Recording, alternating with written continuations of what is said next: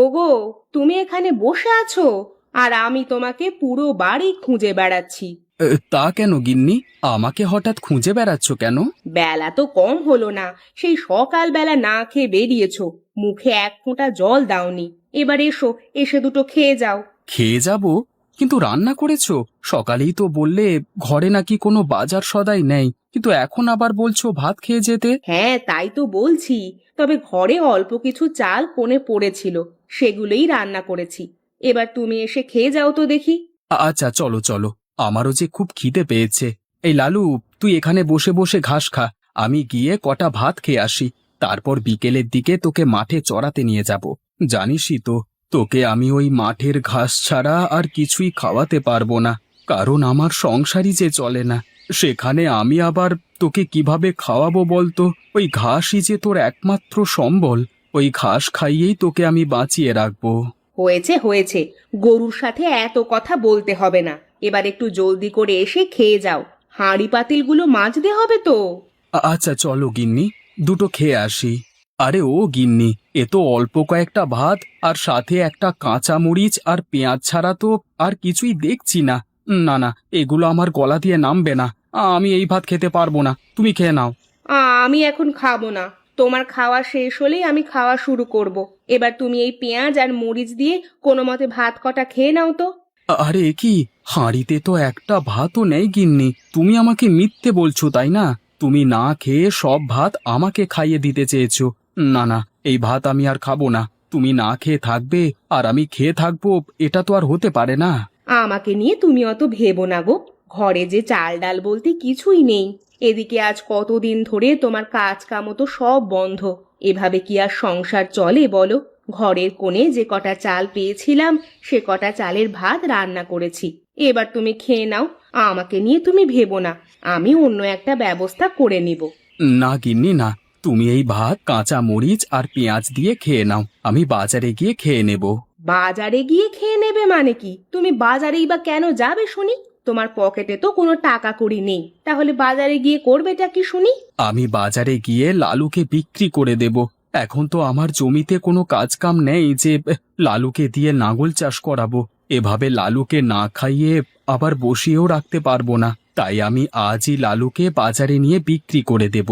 এরপরে যে টাকাটা পাবো তাই দিয়ে কোনো একটা ব্যবসা বাণিজ্য শুরু করব। তাই বলে তোমার প্রিয় গরু লালুকে বিক্রি করে দেবে? ওগো, না না, আমার মন যে একেবারেই সায় দিচ্ছে না। তোমার মন সায় না দিলেও আমার মন যে সায় দিচ্ছে। পেটে যদি দানা পানি না পড়ে, তাহলে ওই গরু রেখে লাভ কি বলো? সে ঠিক আছে, তুমি যেটা ভালো মনে করো তাই করো। এতে আমি তোমাকে বাধা দেব না।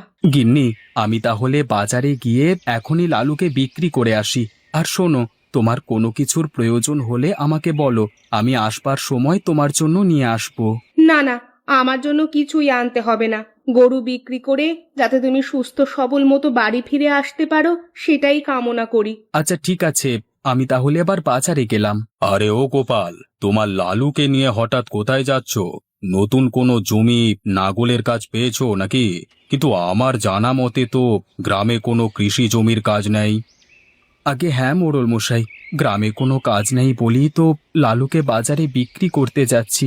অভাবের সংসারে আমরা নিজেরাই এক মুঠো ভাত পেট ভরে খেতে পারি না, সেখানে এই গরুটাকে না খাইয়ে লাভ কি বলুন? তার যে ক টাকায় বিক্রি করে দিতে পারলেই বাঁচি। হ্যাঁ তাই করো, গরিব মানুষ, ঠিকঠাক মতো নিজেরাই তো খেতে পারো না, সেখানে আবার একটা গরুকে খাওয়ানো তো আর চারটিখানি কথা না। যাও যাও, জলদি করে যাও, বেশি দেরি করে ফেললে ভালো দামে গরুটা বিক্রি করতে পারবে না। আগে হ্যাঁ ঠিক আছে মোড়ল মশাই, এবার তাহলে আমি যাই, পরে দেখা হবে। আরে এই গরুর দাম কত? দেখি তো বেশ মোটা সোটাই মনে হচ্ছে। আগে মশাই, এই গরুর দাম চাচ্ছি আমি 50,000 টাকা। কি? 50,000 টাকা? না না, এই গরুর দাম আমি 40,000 টাকা দেব। যদি 40,000 টাকায় গরু দাও তাহলে এই গরু আমি কিনবো। আচ্ছা ঠিক আছে মশাই, আপনি তাহলে 40,000 টাকাই দিন, আমি 40,000 টাকায় গরুটা বিক্রি করব। ভালো থাকিস লালু, আজ অভাবের সংসারের কারণে তোকে বিক্রি করতে বাধ্য হলাম। তুই শুধু একটা গরু ছিলিস না, তুই আমাদের পরিবারের একটা সন্তানের মতো ছিলিস। আরে এ কেমন বাজার রে বাবা? বাজারে একটা খাবারের হোটেলও নেই দেখছি, সেই কতক্ষণ ধরে খাবারের হোটেল খুঁজেই চলেছি, কিন্তু আশেপাশে তো কোনো খাবারের হোটেলই দেখতে পাচ্ছি না। না বাবা, গরুর হাটের হোটেলে বুঝি আমার আর খাওয়া হবে না। গরুর হাটে খাবারের হোটেল খুঁজতে খুঁজতে আমি কখন যে অসুস্থ হয়ে যাই কে জানে। এর চেয়ে আমি বরং বাজার সদাই নিয়ে বাড়ি চলে যাই। বাড়িতে গিয়ে গিন্নির হাতে রান্না খাবো। আজকে একটু ভালো মন্দ বাজার করে নিয়ে যাব, এরপরে পেট ভরে খাবো। আরে ওগো, তোমার আবার কি হলো? কি এত চিন্তা করছো খেতে বসে? খাওয়ার সময় জানো না চিন্তা করতে নেই? আরে গিন্নি, আর বলো না, গরুটা তো বিক্রি করে দিলাম। এখন এই টাকাগুলো কি করব সেটাই তো বুঝতে পারছি না। কি আর করবে? এই টাকাগুলো দিয়ে তুমি একটা ব্যবসা দিবে।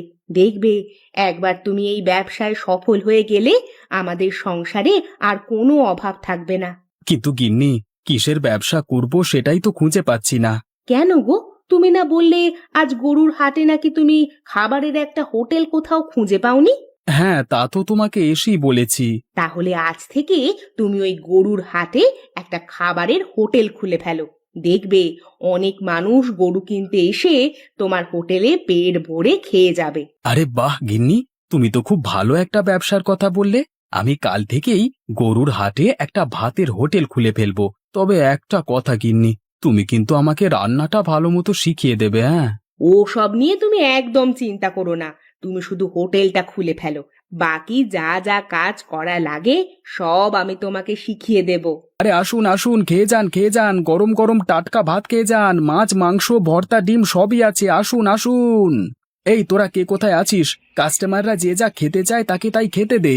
আগে ঠিক আছে মালিক। এই ভাত আছে ভাত আছে ভাত আছে, খেয়ে যান, গরম গরম ভাত আছে, আসুন আসুন, গরম গরম ভাত খেয়ে যান।